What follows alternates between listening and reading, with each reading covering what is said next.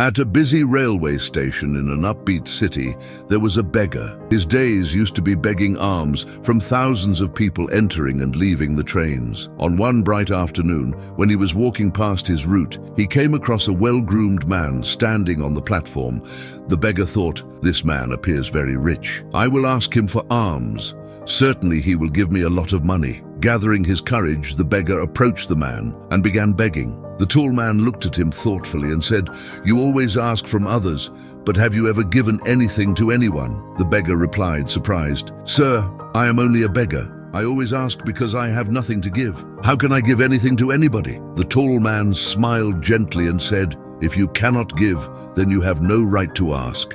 I am a businessman, and I believe in give and take. If you have something to give me, then only will I give you something in return." With these words, the man boarded his train and left. The beggar sat there reflecting on the man's words. They struck a chord in his heart. He thought, "Maybe I don't receive much because I never give anything in return, but I'm just a beggar.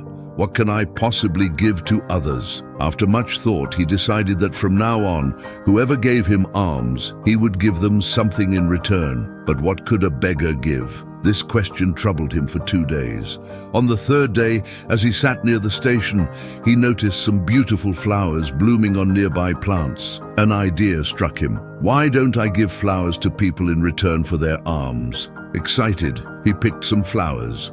On that day, as he was begging on the train, with every person giving him money, he handed them a flower. People appreciated the small but warm gesture and were happy to hold the flowers. Now, he started plucking flowers every morning and giving it to those giving him alms. To his surprise, the number of those giving him alms increased even more. As soon as flowers were over in his hand, fewer people give him alms. One day, while begging on the train, he spotted the same tall man who had inspired him. The beggar went straight to him and said, "Today, I have something to give you. Please let me have alms, and in return, I'll let you take some flowers." The man smiled, handed him some money and took the flowers. He said, "Great, now you become a businessman like me." His words rang deep in the beggar's heart. Now he realized that the change in his life was in his hands. He stepped off the train, looked up at the sky and shouted, "I am not a beggar anymore. I am a businessman. I can become rich." People around him thought he had gone mad, but the beggar was determined. 6 months later, at the same station, 2 well-dressed men were traveling.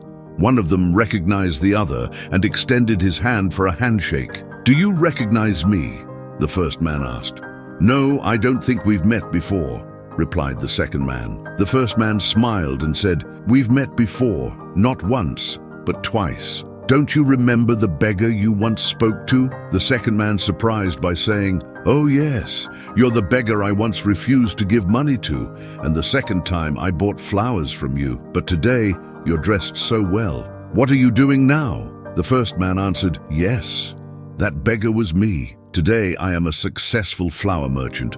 I'm going to another city on business. You taught me a golden rule in life. We get only what we give. That rule changed my life. I realized I was not a beggar. I was a businessman all my life.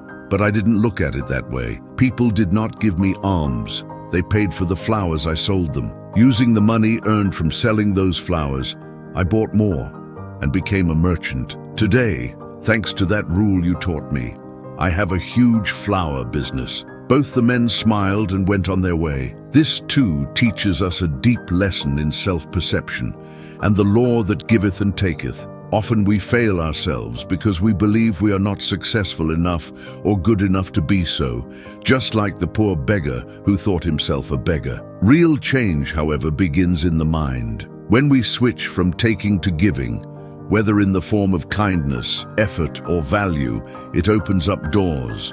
The rule of give and take has no relevance unless it is incorporated into everyday life as a guiding principle.